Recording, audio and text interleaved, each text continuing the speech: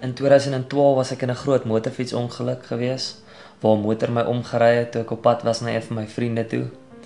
En ek was geplaas direk onmiddellik na die hospitaal en het 'n noodoperasie gegaan.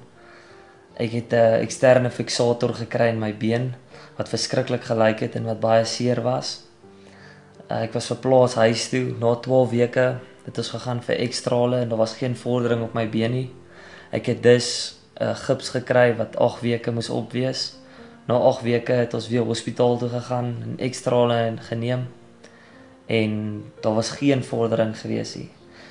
En die dokters het besluit dat hulle my laaste operasie sal wees 'n plaat met skroewe.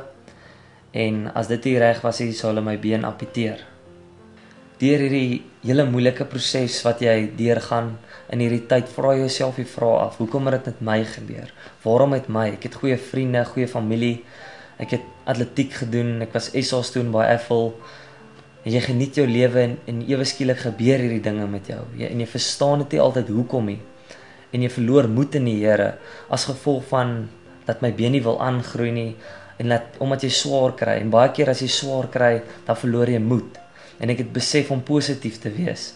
En al maniere om positief te wees, moes ek die Here terugbring in my lewe. Vir hierdie laaste operasie moes ek alles gee en die Here regtig vra om my te genees. Die Here sien dinge raak voor ons het raak sien. En hy beplan elkeen se lewe. En ek het besef in 1 sekond het hy my lewe heeltemal verander. Ek kon dalk verkeerde vriende ontmoet het, verkeerde dinge gebeur het. En hierso het hy my lewe net op die regte pad gebring. En my op 'n hele ander manier laat besef waar die lewe gaan.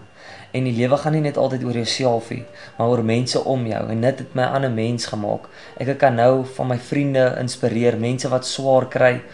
En ek het besef dat daar's altyd 'n manier om iets uit te kom.